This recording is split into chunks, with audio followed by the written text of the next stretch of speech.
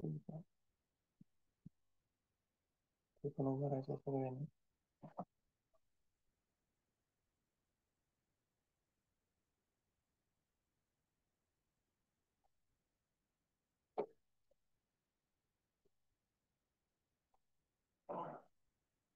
जुन्या समोर पहिला प्रकार 1, 2, 3, 4, 5, 6, 7, 8, 9, 10 बघायचं. परत दुसरा प्रकार 1, 2, 3, 4, 5, 6, 7, 8, 10. ज्यांना शक्य आहे त्यांनी व्हिडिओ ऑन करा. शक्य आहे त्यांनी व्हिडिओ ऑन करा. तिसरा प्रकार पुढचा 1, 2, 4, 5, 6, 7, 8, 9, 10.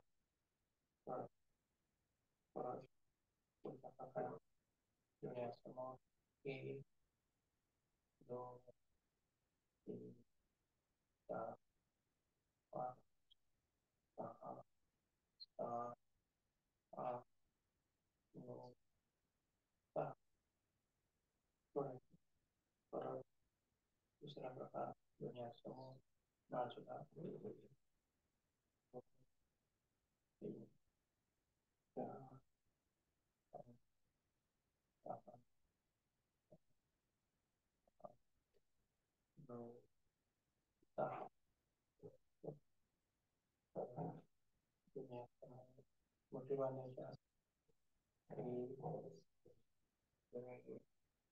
3, 4, 5, 6, 7, 8, 9, 10. बघायचं. परत दुसरा प्रकार डोळ्यासमोर छोटे डोळे 1, 2, 3, 4, 5, 6. विरुद्ध दिशेनं 1, 2, 3, 4, 5, 6, 7. बघायचा. परत दुसरा प्रकार दोन्ही हात डेली सोडायचे. बघायचं.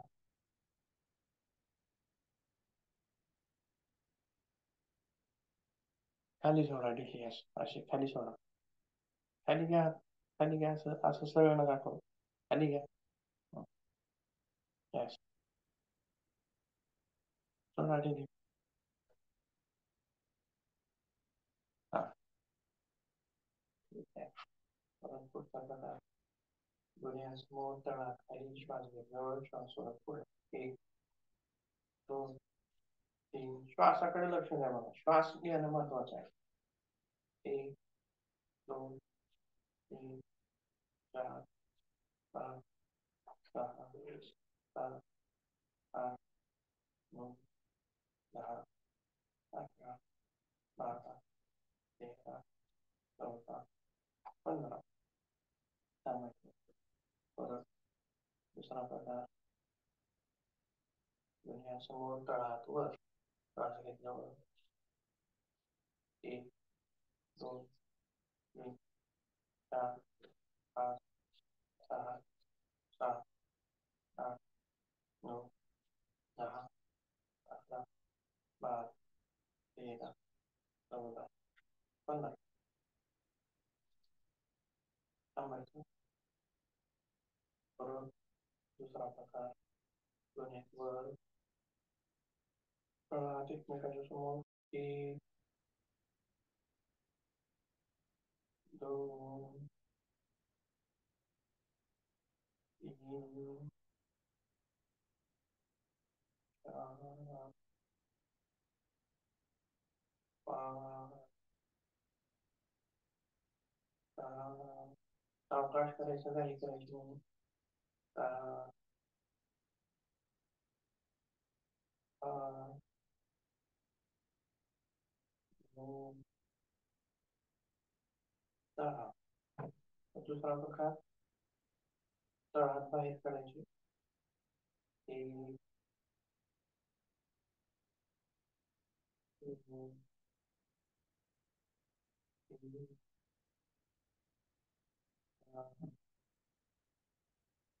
पाच, दहा, दहा, अकरा,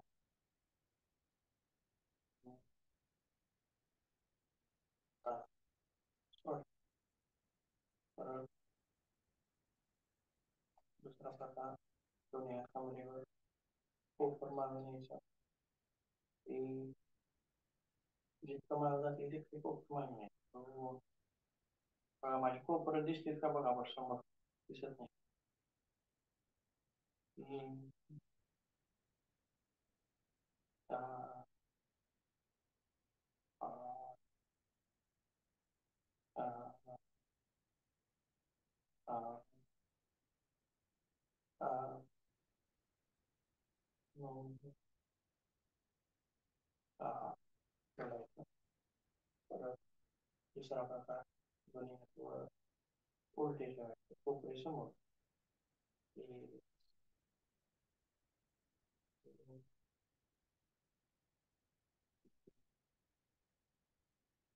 चार, पाच, सहा, सात, सहा, नऊ, दहा. जितकं शक्य आहे तितकं समोर येऊ द्यायचं, खूप समोर येऊ द्यायचं, जितकं शक्य आहे तितकं समोर. हात उलटे. हा, करा. बर. दुसरा प्रकार, दोन्ही हाताचं रोटेशन. ट्रान्समीटवर एक, दोन, सावकाश करायचं, घाई करायचं नाही. तीन, चार, पाच, सहा, सात, आठ, नऊ, दहा. थांबायचं. परत विरुद्ध दिशेनं मागून पुढं. एक, श्वास घेत वर, श्वास परत खाली. तो तीन, चार, पाच, सहा, सात, आठ, नऊ, दहा. थांबायचं. परत दुसरा प्रकार, दोन्ही हात समोर. Next. एक, दोन, तीन, चार, पाच, सहा, सहा. त्याच्यामध्ये फास्ट करायचं, जलद करायचं. आठ, नऊ, दहा, अकरा, बारा, तेरा, 15, 16, 17, 18, 19, 20, 21, 22, 23. थांबायचं. परत दुसरा प्रकार, दोन्ही हात बाजूला वर. एक, दोन, तीन, चार, पाच, सहा, सात, आठ, नऊ, दहा, अकरा, बारा, तेरा, 14, 15, 16, 17, 18, 19, 20, 21, 22, 23, 24, 25. थांबायचं. आता डेली सोडायची. त्याच्यानंतर पुढचा प्रकार, दोन्ही मुठी जोडायच्या. श्वास घेत समोर, श्वास समोर, श्वास सोडत जवळ. एक, दोन,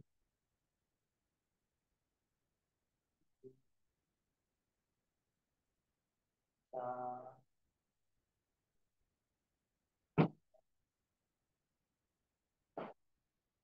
सहा, सात. सोडायचं. दुसरा प्रकार दोन्ही हात मागे, एक हात खेचायचा त्याच बाजूला डोकं करायचं.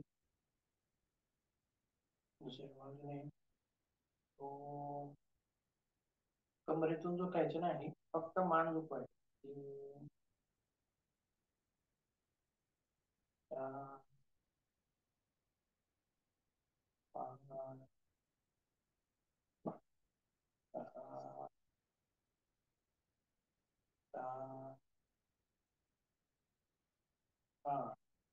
थांबायचं. परत पुढचा प्रकार दोन्ही हाताने टोकावर श्वास घेत वर, श्वास सोडत बाजूला. एक, दोन, तीन, चार, पाच, सहा, सात, आठ, नऊ, 10. सोडायचं. परत प्रकार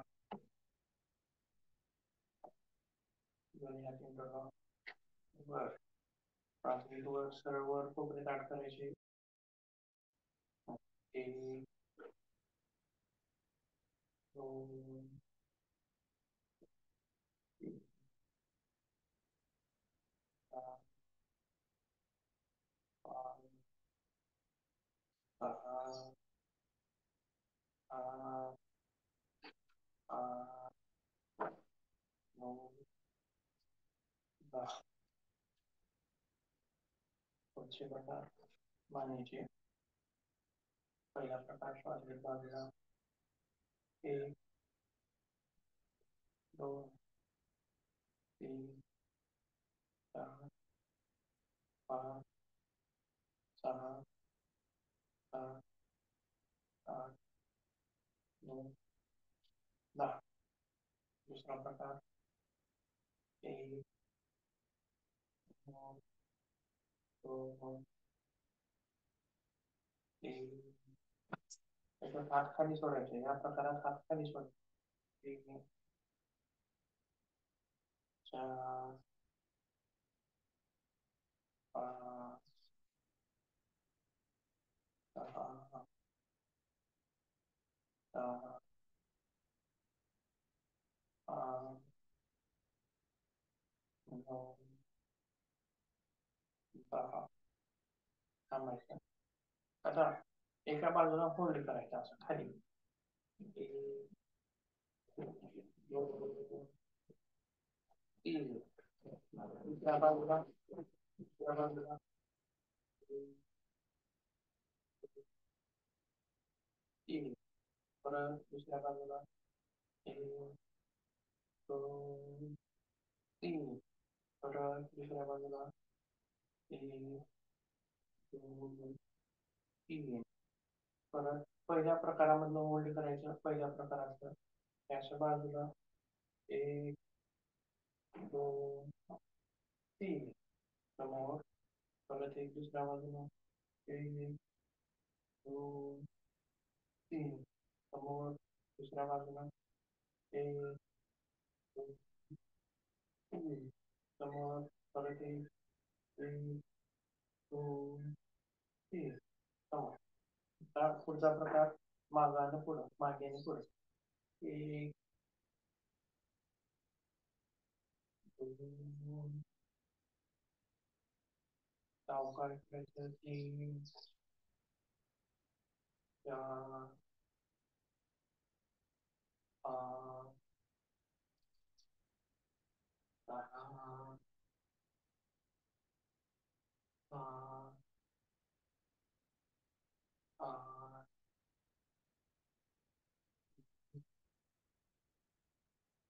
दहा. रोटेशन. एक, दोन, तीन. विरुद्ध दिशेनं. एक, दोन, तीन. थांबा. परत दुसरा प्रकार, मागे होल्ड करायचं, मान मागे होल्ड करायची. एक, दोन, तीन. समोर, परत एक, मागे. एक, दोन, तीन. समोर, परत एक. एक, दोन, तीन. पुन्हा. ठीक आहे. दोन्ही हात कंटिन्यू बाजूला घ्यायचा. एक, दोन, तीन, चार, पाच, सहा, सात, आठ. समजतं. दोन्ही पायामध्ये अंतर. एक, दोन, तीन,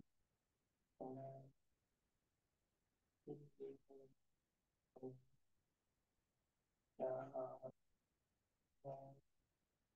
सहा, सात, सहा, सात, आठ. समजतं. परत दोन पायामध्ये अंतर. त्रिकोणासन, श्वास घेतल्याने वर श्वास सोडत खाली त्या पायाच्या पंजाच्या इकडे दिशेला करायचा. एक, दोन, तीन. सोडायचा. परत दुसऱ्या बाजूला. एक, दोन, तीन. त्रिकोणासनामध्ये वरच्या हाताकडे बघायचं, वरच्या. ठीक आहे. थोडा. परत श्वास घेतल्याने वर श्वास सोडत खाली. एक, दोन, तीन. सोडायचं. परत दुसऱ्या बाजूने श्वास घेत खाली. एक, दोन, तीन. सोडायचं. आता तुमच्या अभ्यासक्रमामध्ये असणारं परिवृत्त त्रिकोणासन. दोन्ही हात समोर, वर, पिळी द्यायची, मागं झुकायचं आणि खाली यायचं. एक, दोन, तीन. परत वर उठायचं. समोर. परत दोन्ही हात वर, पिळी द्यायची, खाली यायचं. एक, दोन, तीन. सोडायचं. परत दुसऱ्या बाजूने काळजी घ्या. दोन्ही हात वर, बाजूला. एक, दोन, तीन. सोडायचं. परत दुसऱ्या बाजूने पाचशे दोन्ही हात वर, वेळ द्या आणि खाली द्या. एक, दोन, तीन. सोडायचं. परत जवळ द्यायचं. याच्यामध्ये बघा, पाय बेंड होऊ द्यायचा नाही, पाय सरळ असावा. परिवृत्त त्रिकोणासन जे आपण करतोय त्याच्यामध्ये पाय सरळच ठेवायचा, बेंड होऊ द्यायचा नाही. लक्षात. पहिल्यांदा जमणार नाही, पण प्रयत्न करत जायचा. पुन्हा नंतर नंतर येत जात. ठीक आहे. त्यानंतर पुढचा प्रकार दोन हात समोर. एक, दोन, तीन, चार, पाच, सहा, सात, आठ, नऊ, 10. आता त्यामध्ये पाय जवळ दोन्ही. आणि तुमच्या अभ्यासक्रमामध्ये असणारं दुसरं आसन म्हणजे कटिबद्ध. हाच प्रकार. लक्षात. एक हात वर खांद्यावर, दुसरा हात मागे घेऊन पिळी माग बघ. एक, दोन, तीन. समोर, दुसऱ्या बाजूला. एक, दोन, तीन. समोर परत दुसऱ्या बाजूला 1, 2, 3. समोर परत दुसऱ्या बाजूला 1, 2, 3. समोर थोडासा पुढचा अभ्यास 1, 2, 3, 6, 6, 6, 6, 7, 9, 10, 11, 12, 13, 14, 15, 16, 17, 18, 19, 20, 21, 22, 23, 24, 25. चला, पुढचा प्रकार 1, 2, 5, 6, 7, 8, 9, 10, 11, 12, 13, 14, 15, 16, 17, 18, 19, 20, 21, 22, 23, 24, 25. थांबायचं. त्यावर का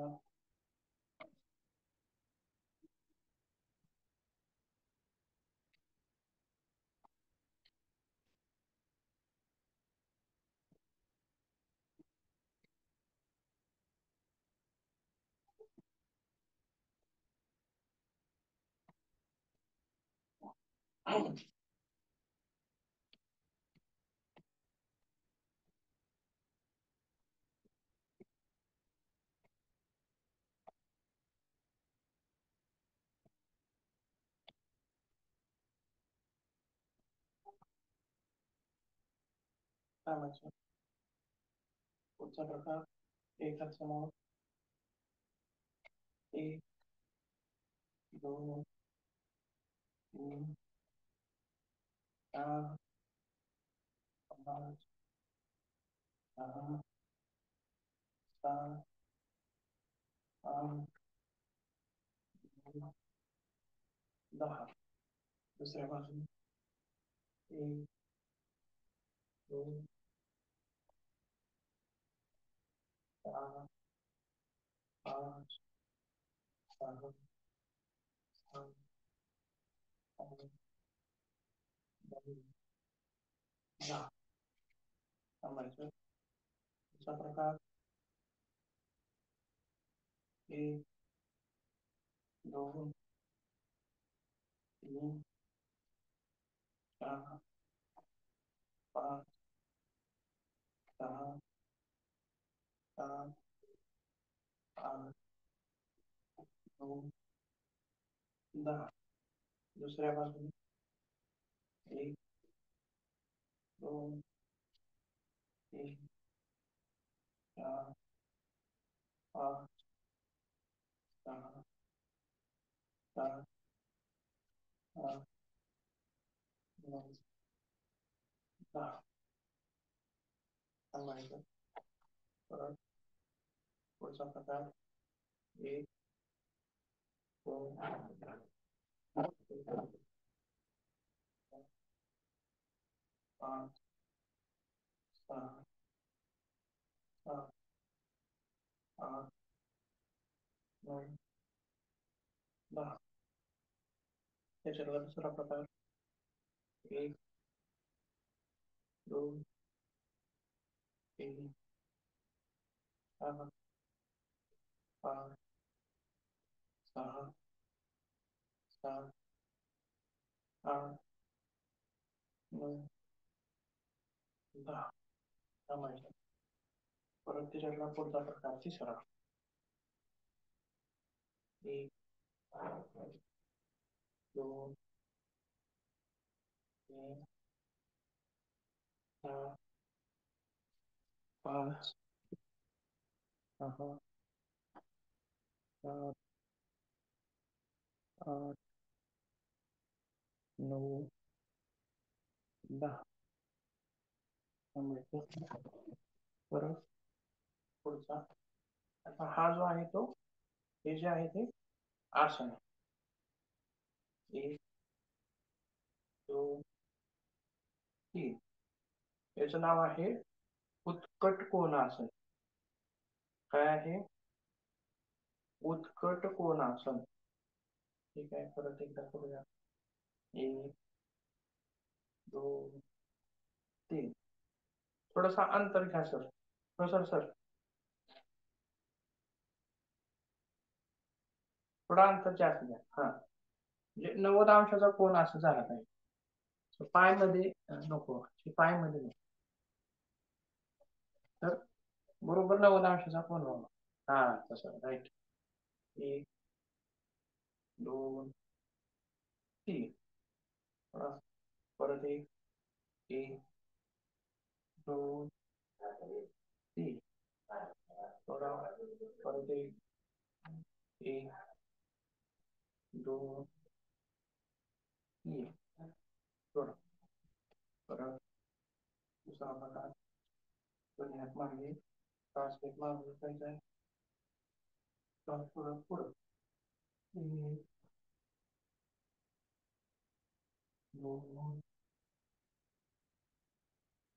3 4 5 6 7. आता त्याच्यापेक्षा थोडं जास्त खाली, जितकं शक्य आहे तितकं खाली येऊ द्या. 1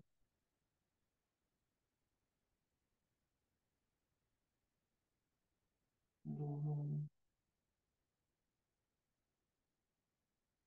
3 4 5 थांबायचं. पुढचा प्रकार जितकं शक्य आहे तितकं खाली येऊ द्या. रोटेशन 1 2 3 विरुद्ध दिशेनं 1 2 3 थांबायचं. त्याच्यानंतर सूर्यनमस्काराचे 3 चक्र घेऊया आपण. सूर्यनमस्काराचे 3 चक्र सर्वांना माहिती आहे. सूर्यनमस्कार तरी मी एकदा सांगतो बघा किंवा बघत करा. पहिल्यांदा नमस्कार मुद्रा, नमस्कार असं.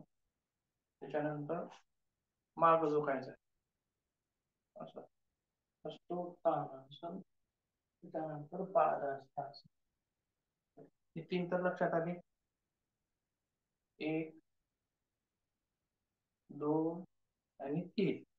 अरे ही 3 पादासनामध्ये आलो की याच्यातला एक पाय कमी करायचा. अश्वसंचलनासन. त्याच्यानंतर जो दुसरा पाय होता इथं जवळ, तो हे पाय मागे न्यायचा. त्रिकोणासन.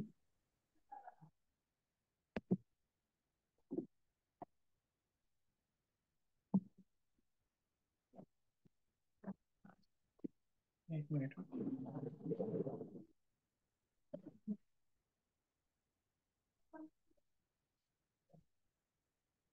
पर्वतासन.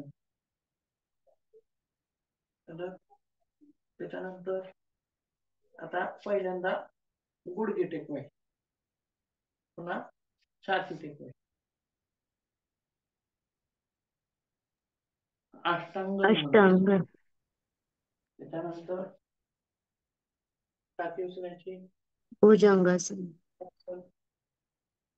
त्याच्यानंतर परत पर्वतासन. त्याच्यानंतर परत एक पाय जवळ. त्याच्यानंतर परत दुसरा पाय जवळ. त्याच्यानंतर पादहस्तासन. परत मागे आणि नमस्कार स्थिती.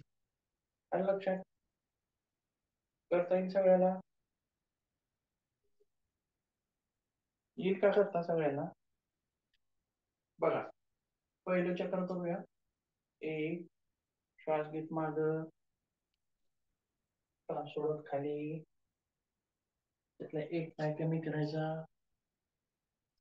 सावकाश सावकाश करा. पुन्हा दोन्ही पाय मागे. पर्वतासन, अष्टांग, भुजंगासन, परत पर्वतासन, परत संचलनासन, परत पद्मासनासन, परत हस्तोत्तानासन आणि नमस्कार मुद्रा.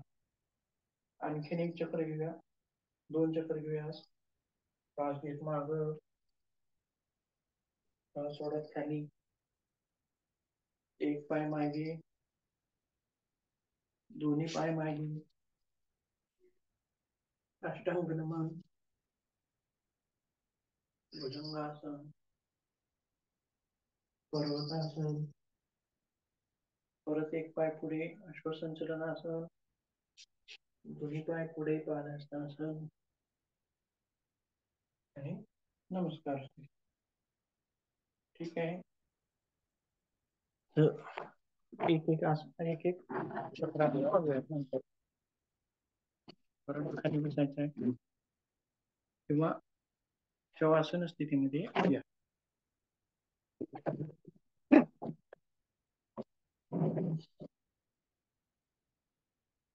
ज्यांना प्रॅक्टिस आहे ते जास्त करू शकतात. ज्यांना सवय नाही त्यांनी 3 सूर्यनमस्कारापासून चालू करायचं. पहिल्या दिवशी 3, दुसऱ्या दिवशी 4 किंवा एक अडीच दिवसाने एक एक वाढवायचे. एकदाच वाढवायचे नाही. पहिल्याच दिवशी 12 करायचे नाही. जे करतात रेग्युलर त्यांनी केलं तर हरकत नाही, पण जे करत नाही त्यांनी मात्र करायचे नाही. तर ठीक आहे. शवासनामध्ये गेलात का नाही अजून एक आसन घेऊया आपण. एक राहिले शिल्लक.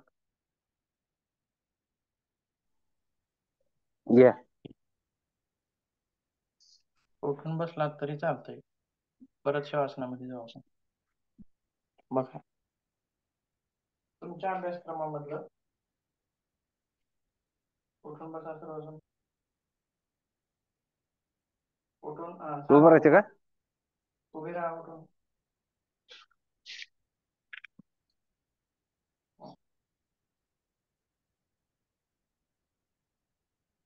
तुमच्या अभ्यासक्रमामधलं हे तिसरं आहे.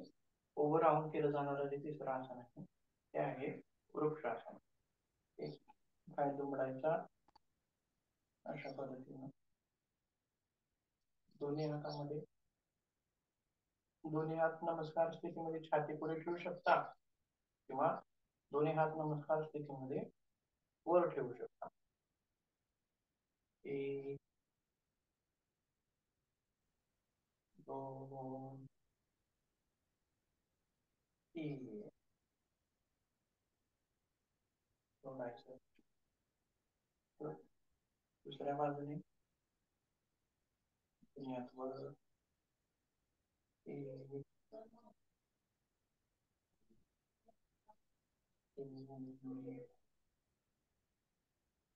3. परत दुसऱ्या बाजूने वर. ज्यांना शक्य होत नाही, हातपाय डोलतंय, त्यांनी भिंतीचा आधार घेतला तरी चालतो. 1, 2, 3. परत दुसऱ्या बाजूने वर 1,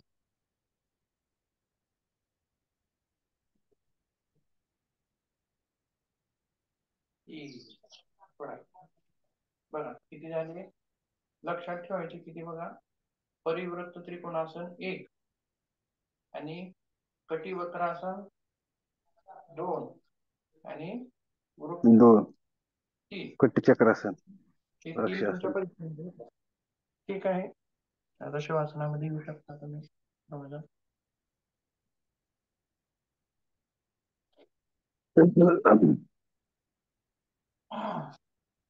वाचनात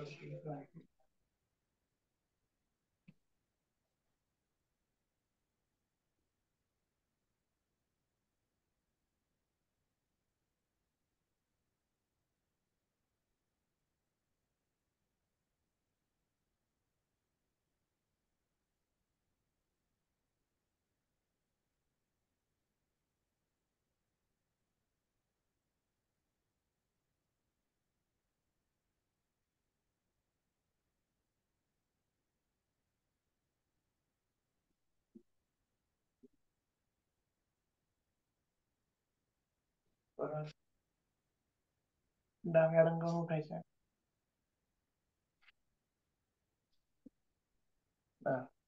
जास्त वेळ श्वासन करायची गरज नाही, कारण तेवढं श्वसन ते आपलं हे झालेलं नाही, कारण धडधड वाढलेली नाही छातीची. कारण बाकीचे प्रकार आपले राहिले, जे हो. श्वसन वाढतं ज्याच्यामध्ये, ज्याच्यात श्वसन वाढतं, छाती धडधडते, तसे प्रकार राहिलेत आपले. ठीक आहे, वेळ झालेली आहे त्याच्यामुळं. त्याच्यानंतर भ्रामरी प्राणायाम घेऊया 3 वेळेस.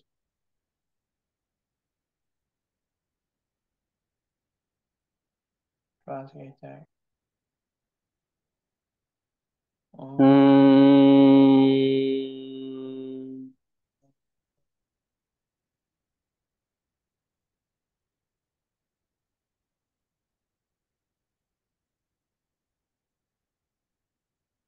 दीर्घ श्वास.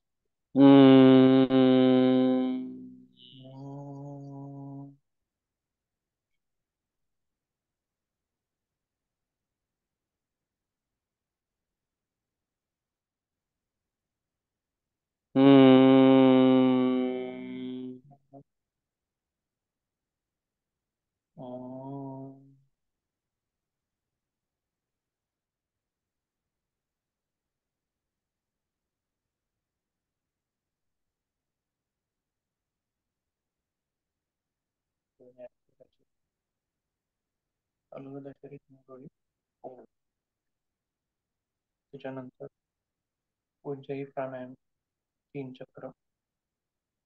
श्वास घ्यायचा आहे.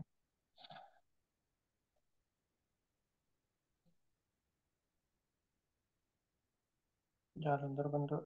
1 2 3 सोडायचा आहे. परत एक उज्जयी प्राणायाम.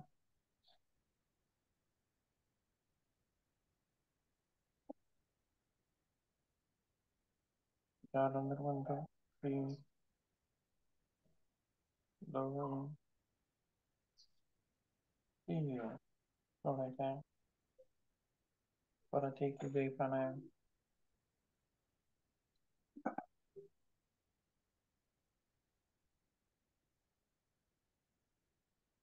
जालंधर बंद.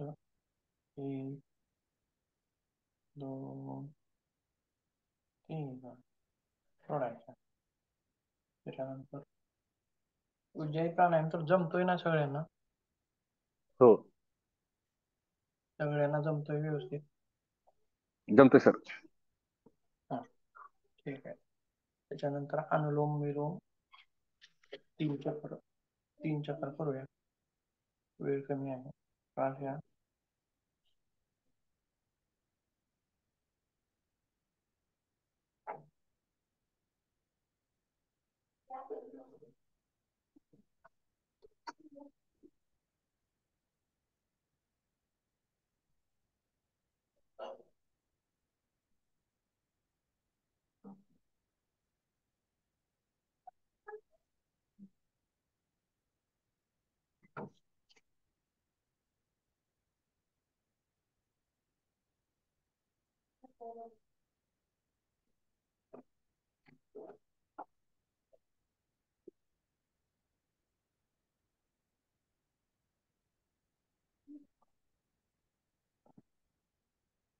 थांबायचं.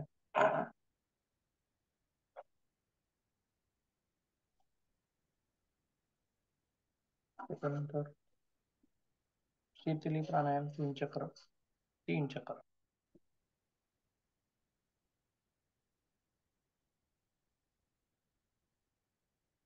जालंधर बंद. 1 2 3. श्वास सोडायचा आहे. परत 1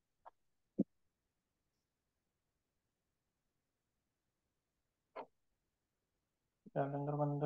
1 2 3. दोन्ही नाकपुड्याने श्वास सोडा. परत 1 जालंधर बंद. श्वास घ्या. जालंधर बंद. 1 2 3. श्वास सोडायचा. तसं तर बघा, उज्जाई प्राणायाम आणि शीतलिंग शीतकारी एकदाच करायचे नाही. उज्जाई प्राणायामानं ऊर्जा निर्माण होते आणि शीतली प्राणायामानं थंडावा निर्माण होतो. उज्जाई प्राणायामानं उष्णता निर्माण होते, घशामध्ये उष्णता निर्माण होते. ज्यांचे टॉन्सिल दुखतात, घसा दुखतो सारखं सारखं, त्यांनी उज्जाई वगैरे करायचा, परंतु त्यांनी शीतली करायचा नाही. अल्टरनेट करायचं. जे आवश्यक आहे, दोन्हीपैकी जे आवश्यक आहे ते करायचं. दोन्ही तिन्ही सलग करायचे नाही. उज्जाई शीतली शीतकारी असे करायचे नाही. शीतली शीतकारी तर करायचं किंवा उज्जाई तर करायचं. ज्यांना जे आवश्यक आहे त्यांनी ते करायचं. अशा प्रकारे. ठीक आहे. परत पुढचा प्रकार. 3 बंद. श्वास घ्यायचा आहे. त्रिबंध, मूलबंध, जालंधर बंद आणि श्वास घ्या. श्वास सोडा. उड्डाण मूलबंध, उड्डाण बंद, जालंधर बंद. 1 2 3. सोडायचा श्वास. परत श्वास घ्या. सोडा. मूलबंध, उड्डाण बंद, जालंधर बंद. 1 2 3. सोडा. परत 1 श्वास घ्या. सोडा. मूलबंध, उड्डाण बंद, जालंधर बंद. 1 2 3.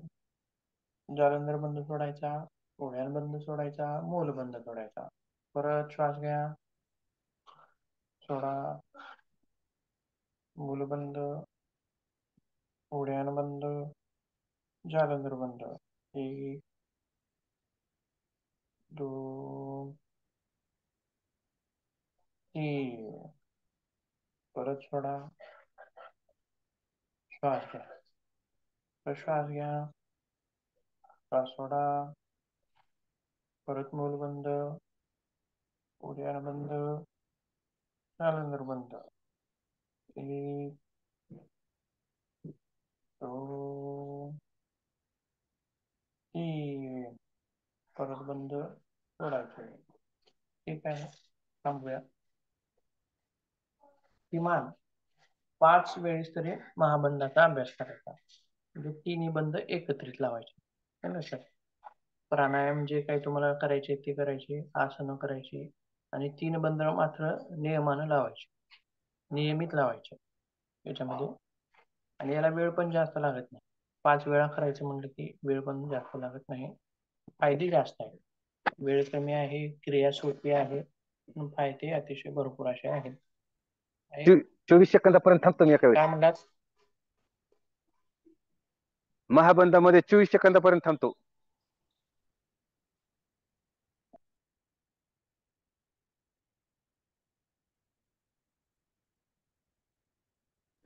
आवाज नाही आला का? ऐकू आलं नाही मला. महाबंधामध्ये 24 सेकंदापर्यंत थांबता येतं म्हणलं, माझी क्षमता झाली. 1 मिनिट. आता सांगा बरं.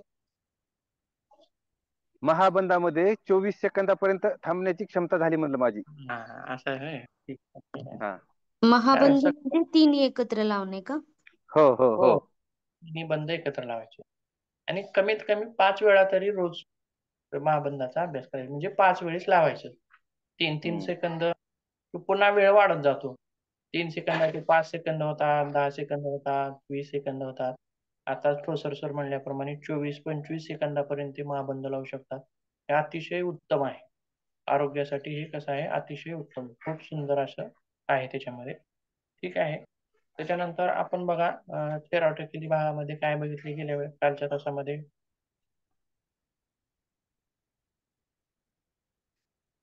जालंधर बंद बघत होतो. जालंधर बंद संपला होता का पाहण्याचं बघायचं. फायदे सांगत होतो, काही फायदे राहिले तर नंतर सांगू म्हणाला तुम्ही. असं आहे का? बहुतेक झालीच असं वाटतं मला. कारण ठीक आहे, फिजिकली थोडं 1-2 मिनिटं रिवाइज काय एकदा मग. सायंटिफिक फायदे आपण बघितलेले आहेत. हा, सायंटिफिक रिझन. हा, सायंटिफिक बघितले वैज्ञानिक कारण. तर फायद्याचे ह्याच्यानुसार पण बघितलेले आहेत, ग्रंथानुसार. बरोबर आहे. वरचा अमृतजल, 16 आधार, कंठमधूर, गळ्याच्या आजारावर फायदे. हो सर. आणि आणखीन त्याच्यामध्ये काय म्हटलंय की शरीर कमलदेटाप्रमाणे होऊन ते चिरकाल जिवंत राहते असं म्हटलेलं आहे. म्हणजे आयुष्य वाढवणारा असा जालंधर बंध आहे. काय आहे? दीर्घायुषी करणारा. दीर्घायुषी करणारा आहे. कमलदेटाप्रमाणे म्हणजे हा सुद्धा एक शरीराला एक सुडोल आकार देणारा. बरोबर लक्षात. म्हणजे लठ्ठ व्यक्ती कशी दिसते बघा, छान दिसते का? दिसत नाही. किंवा हटकोळी व्यक्ती छान दिसते का? दिसत नाही. म्हणजे दोन्हीच्या मध्ये असणारा अशी व्यक्ती निर्माण करण्याचं कार्य सुद्धा जालंधर बंद करत असतो. त्यासोबत मनोन्मनिकला निरासायास उत्पन्न होते. आणि आणखीन काय म्हणलंय तर याशिवाय योग्यांसाठी सिद्धीसाठी अन्य मार्ग नाही असं सुद्धा म्हटलंय. म्हणजे जालंधर बंध जो आहे तो योग्यांना सिद्धी मिळवून देणारा आहे. मनोन्मनिकला म्हणजे एक प्रकारची ती ध्यानाचंच एक अवस्था आहे. ध्यानाची अवस्था आहे.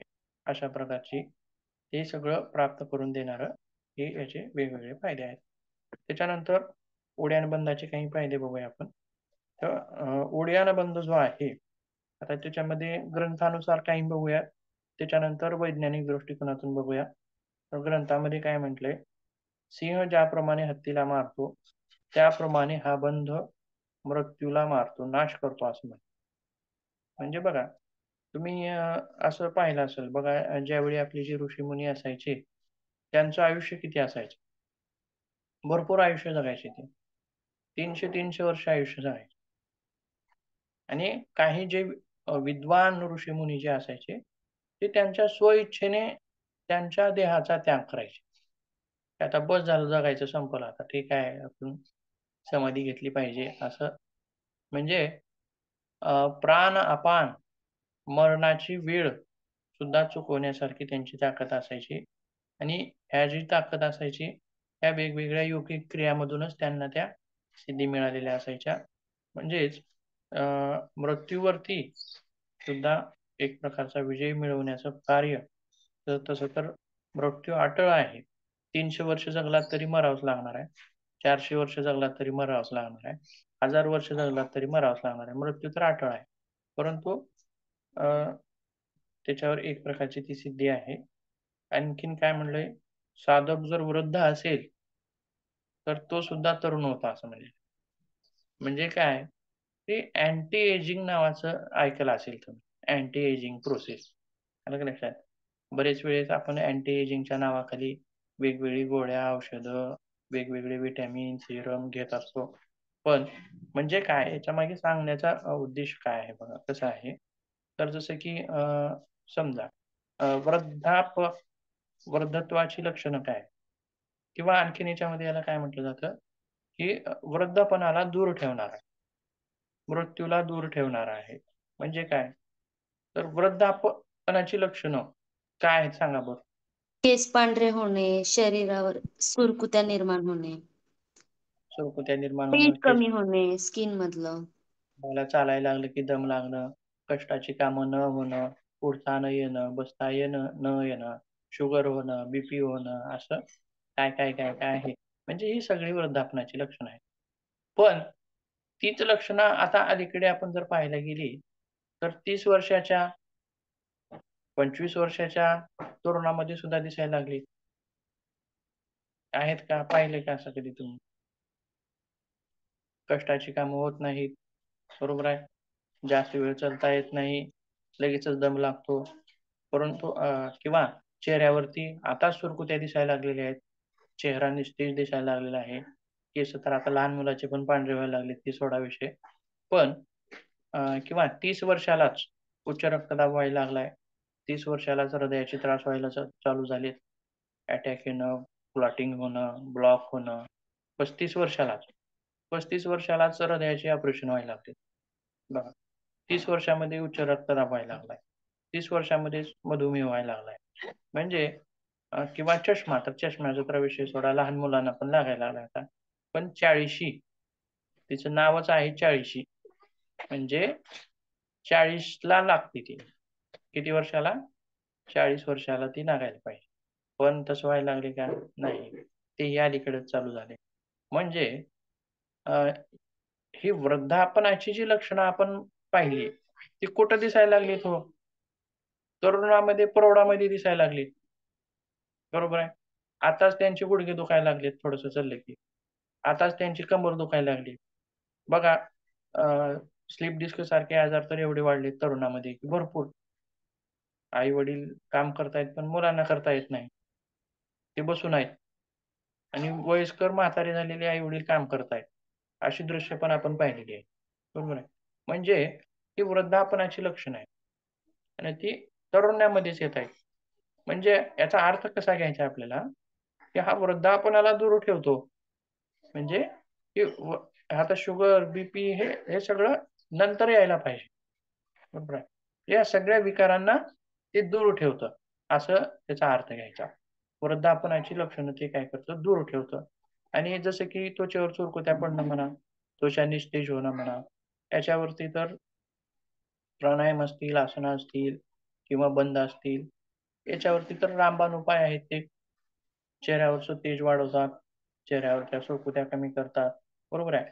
अशी सगळी लक्षणं ते दूर करतात. म्हणून साधक वृद्ध असला तरी तरुण, म्हणजे आणखीन काय बघा, जरी त्याच्यामध्ये अशी लक्षणं उत्पन्न झालेली असतील, आता 2 फायदे याच्यामध्ये. एक तर दूर ठेवणे आणि दुसरा म्हणजे काय, तर लक्षणं आलेली असतील तर ती दूर करणे.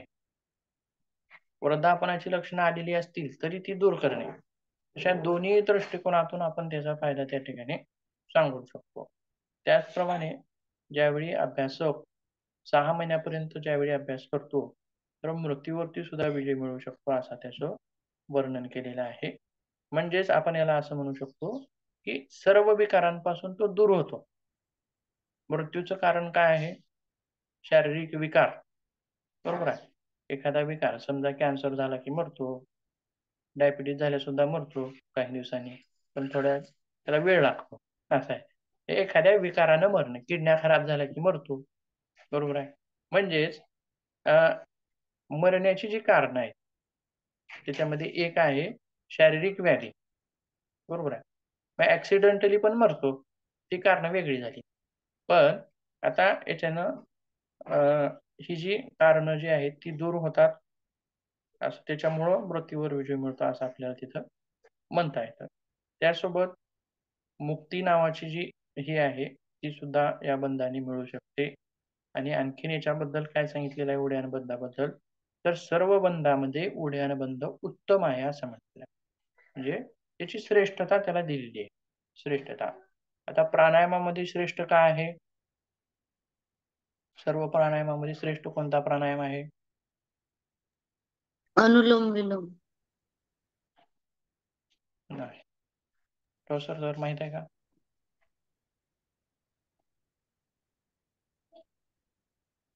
सर्व प्राणायामामध्ये कपालभाती. केवली प्राणायाम सर्वश्रेष्ठ आहे. आणि आसनामध्ये सर्वश्रेष्ठ कोण आहे? सर्वांगासन. आसनामध्ये सिद्धासन सर्वश्रेष्ठ आहे. आणि मुद्रामध्ये कोण सर्वश्रेष्ठ आहे? सिद्धासन सर्वासन. मुद्रामध्ये खेचरी मुद्रा ध्यान खेचरी मुद्रा. अच्छा. प्राणायामामध्ये कुठला सांगितला सर? केवली प्राणायाम. हा, केवली कुंभक. केवली सर्वश्रेष्ठ आहे. आसनात सिद्धासन श्रेष्ठ आहे. मुद्रांमध्ये खेचरी मुद्रा श्रेष्ठ आहे. त्याप्रमाणे बंधामध्ये उड्डाण बंध सर्वश्रेष्ठ आहे, ओडियन. या ठिकाणी म्हटलेलं आहे. आता हे झाले ग्रंथानुसार उड्डाण बंधाचे फायदे. तर त्याच्यानंतर आपण थोडे सायंटिफिक दृष्टिकोनातून उड्डाण बंधाचे फायदे बघूयात. तर त्या उड्डाण बंधामध्ये नेमकं काय होतं? क्रिया कोणत्या भागामध्ये होती उड्डाण बंधाची? पोटाच्या भागात, बरोबर आहे. पोट आपण मध्ये खेचतो. मग पोटातील अवयव काय काय आहे?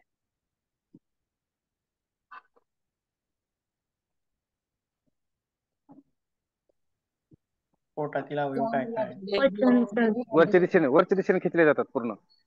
बघा, कोणत्या दिशेने खेचले जातात हे बघायचं नाही आपल्याला. लहान आतडे, मोठे आतडे. हा, याच्यामध्ये बघा, याच्यामध्ये दिसतंय. याच्यामध्ये आता उड्डाण बंधाचं क्षेत्र असं आपण त्याला म्हणूया.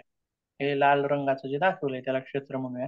जसे की सॉरी, उड्डाणच बरोबर आहे. जालंधर बंधाचं क्षेत्र मी सांगितलं होतं गळ्याच्या जवळ, बरोबर आहे, विशुद्ध चक्राच्या जवळ. तसंच आणि आता उड्डाण बंधाचं क्षेत्र म्हटलं तर काय सांगता येईल? पोटाच्या नाभीच्या बाजूचा परिसर. नाभीच्या परिसर आपण ते कर्कटक ठेवून गोल सर्कल काढतो बघा, त्याप्रमाणे नाभीवर कर्कटक बोलून गोल सर्कल काढलं की तशा प्रकारे. मग याच्यामध्ये काय काय येतं? लहान आतडे येतात, मोठे आतडे येतात, जठर येतं, यकृत येतं, पुन्हा पॅनक्रियाचा भाग येतो. पॅनक्रियाचा भाग इकडे असतो, जठराच्या मागे असतो, त्याच्यामध्ये दिसत नाही. पुन्हा ब्लड ब्लॅडर म्हणजे पित्ताशय आहे, लहान आतडे आहेत, आणि लहान आतड्यांच्या मागे काय असतं तर 2 किडण्या असतात. 2 काय असतात? किडण्या. म्हणजे उड्डाण बंध जो आहे तो या सर्व अवयवांना मालिश करणार आहे. त्या सर्व अवयवांना व्यायाम देणार आहे आणि त्याच्यामध्ये एक प्रेशर त्या ठिकाणी निर्माण होत असतं. ज्यावेळी आपण उड्डाण बंधामध्ये पोटाला खेचून धरतो मागे, बरोबर आहे, खेचून धरतो त्यावेळी त्या सर्व अवयवावरती एक प्रकारचा दाब निर्माण होतो, ऋण दाब निर्माण होतो. आणि त्याच्यामुळं काय होतं की सर्व अवयवामध्ये रक्त अभिसरणाची प्रक्रिया व्यवस्थित होते. सर्व अवयवांना रक्त चांगलं मिळतं आणि त्या अवयवांची मालिश होते. त्या अवयवांचा व्यायाम होतो. लक्षात. त्या जिम मध्ये कुठं असला व्यायाम आहे का हो, ज्याच्यामुळं लहान आतड्यांना व्यायाम मिळेल? आहे का कुठला? नाही, बरोबर आहे. जिम मध्ये बघा फक्त मणिपूर चक्र ऍक्टिव्ह होत नाही त्याच्यामुळे. काय म्हणलात? काय म्हणलात? मणिपूर चक्र बर, ठीक आहे. बघा, जिम मध्ये जास्त फोकस जास्त कशावर असतो? मसल सिस्टमवर. मसल सिस्टम आलं लक्षात. यांना वाढवणं, मोठं करणं, छाती मोठी करणं, दंड मोठे करणं, म्हणजे सगळं फोकस जास्तीत जास्त कशावरती असतो? मसल सिस्टमवर जास्त फोकस असतो. आलं लक्षात. परंतु योगामध्ये फक्त मसल सिस्टमवरच नाही तर मसल सर्व मसलवर पण असतो, हाडावर पण असतो, सगळं बघितलंय आपण का. त्यासोबत हे जे मधले अवयव आहेत जसे की हृदय आहे, फुफ्फुस आहे, जठर आहे, लहान आतडे आहेत, मोठे आतडे आहेत, या सर्वावरती योगाचा फोकस आहे, सगळ्यावरती. आणि उड्डाण बंधामुळं या सर्व अवयवांचं कार्य सुधारायला मदत होते. लहान आतड्याचं कार्य सुधारतं. लहान आतड्याचं कार्य काय आहे? अन्नातील पोषक तत्वांचं शोषण करून घेणे किंवा पोटाच्या संबंधित विकार. मग काय काय आलं? अपचन आलं, बरोबर आहे, भूक न लागणे, पोटाच्या संबंधित सर्व तक्रारी ज्या आल्या. जेवलं तरी न जेवल्यासारखंच वाटणं, काही काही जणांना तीव्र भूक लागणं, किंवा मोठ्या आतड्याशी संबंधित विकार म्हटलं तर मलबद्धता, बद्धकोष्ठता, म्हणजे शौचालयाला गेले की अर्धा तास बसलं तरी शौचालय साफ होत नाही, जास्त वेळ बसावं लागतं, बरोबर आहे. किंवा काही जणांना खडा टाईप अशी शौच होते. लवकर शौच होत नाही. शौचाला गेलं की कमीत कमी 5 मिनिटामध्ये सगळं उरकलं पाहिजे. परंतु अर्धा तास तिथं शौचाला तुम्हाला लागतं म्हणजे मलबद्धता आहे, तुम्हाला बद्धकोष्ठता आहे. मग ही कशामुळं कशावरती परिणाम करणारी असते? त्या ह्याच्यावर मोठ्या आतड्यावरचा असतो तो परिणाम. म्हणजे मोठ्या आतड्याच्या सुद्धा हालचाली या उड्डाणबंदामुळे होतात आणि त्याच्यामुळं मल पुढे ढकलण्याची क्रिया सुद्धा चांगली होते आणि बद्धकोष्ठता नावाचा विकार सुद्धा कमी होतो. आता ज्यावेळी तुम्ही जे लोक हे करतात, योग करतात, त्या लोकांना शौचालयाला वेळ लागत नाही. लवकर होते शौच. वेळेवर होते आणि लवकर होते. त्यासोबत पोटाचे जे काही विकार असतील ते दूर होतात. आणखीन मणिपूर चक्र आता त्यांनी ठोसर सरांनी म्हणल्याप्रमाणे मणिपूर चक्राला हे करणारं, उद्दीपित करणारं किंवा मणिपूर चक्र जागृत करणारं हा काय आहे? उड्डाणबंद आहे. आणि जालंधर बंद कोणतं चक्र जागृत करतो? विशुद्धी चक्र. विशुद्धी चक्राला जागृत करणारा कोण आहे? तर उड्डाणबंद. अशा प्रकारे आपण सायंटिफिक आणि ह्या उड्डाणबंदामुळं पाचक रसांचं प्रमाण वाढतं. पाचक रसांचं प्रमाण जठरामधलं वाढतं, जेणेकरून खाल्लेल्या अन्नाचं पचन लवकर होतं, वेळ जास्त लागत नाही. ठीक आहे. तर बाकीचा जो भाग आहे तो आपण उद्या बघूया आणखीन. तर याच्यामध्ये हे पण येतं ना, अनावश्यक चरबी पण कमी होते पोटातील. हो, चरबी तर कमी होणारच आहे. चरबीसाठी विशेष म्हणजे आता ज्यांना चरबी वाढलेली आहे त्यांना उड्डाण बंदच करता येत नाही व्यवस्थित. त्यांचं पोटच मध्ये जात नाही. आलं लक्षात? पण त्यांनी उड्डाण बंद करण्याच्या अगोदर कपालभाती करावी. आता जसं उड्डाणबंदाचे आपण फायदे सांगितले तसेच फायदे कपालभातीचे सुद्धा आहेत. परंतु कपालभाती ही पोटाची चरबी कमी करण्यासाठी विशेष उपयोगी आहे. विशेष उपयोगी आहे. आता समजा आपली एखाद्या ठिकाणचं जर फॅट वाढलेलं असेल तर त्या ठिकाणचा आपण व्यायाम करतो. आता इथलं फॅट वाढलंय तर हे असं व्यायाम केले आपण. आता इथलं फॅट वाढलंय तर मागचे असं व्यायाम केले. म्हणजे ती व्यायामाची क्रिया डायरेक्ट त्या भागावर घडणं म्हणजे तिथल्या भागातलं फॅट कमी होतं. तसंच मग पोटावर परिणाम, पोटाच्या फॅटवरती डायरेक्ट क्रिया करणारं कोण आहे? तर कपालभाती. आलं का लक्षात? आणि त्याच्यामुळं तिथलं जे फॅट आहे ते लवकर कमी करायला खूप मदत होते कपालभातीमुळे. आणि अगोदर कपालभाती करायची. कपालभाती करत करत करत मग पोट आलं लेवलला, व्यवस्थित लेवलला आलं, मग त्याच्यानंतर उड्डाण बंद लावायचं. असं करायचं. आणखीन काही?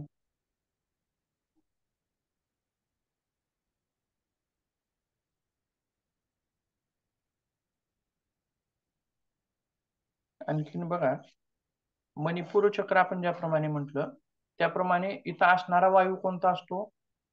समान वायू. आलं का लक्षात? समान वायू. आणि समान वायूचं सुद्धा कार्य काय आहे? हे सगळं डायजेस्टिव्ह सिस्टमशी संबंधित आहे. पचन संस्थेशी संबंधित आहे. उड्डाण बंद पचन संस्थेशी संबंधित आहे किंवा पाचक रस पचन संस्थेशी संबंधित आहे. मणिपूर चक्र पचन संस्थेशी संबंधित आहे आणि समान व्यानवायू बरोबर आहे? नाही सॉरी, समान वायू हा सुद्धा पचन संस्थेशी संबंधित आहे. म्हणजे हे जे अवयव आहेत त्या अवयवांना ऊर्जा देण्याचं कार्य कोण करतं? समान वायू करतो. बरोबर आहे? आणि समान वायूला सुधरवण्यासाठी सुद्धा किंवा समान वायू कमजोर झाला तर पचनशक्ती कमजोर होते. पचनाचे विकार होतात असं आपण म्हणतो. किंवा मणिपूर चक्र ची शक्ती क्षीण झाली तरी सुद्धा पचन संबंधित तक्रारी होतात असं आपण म्हणतो. म्हणजे त्याच्या संबंधित सर्व ह्या ज्या गोष्टी आहेत आपण त्या मणिपूर चक्राला पण उद्दीपित करतो आणि समान वायूला पण उद्दीपित करतो. त्याच्यामुळं पचन संबंधित सर्वच तक्रारी आपण तिथं दूर करण्यासाठी सगळ्यात तिथं मदत होते. आणखीन काही विचारायचं असेल तर विचार.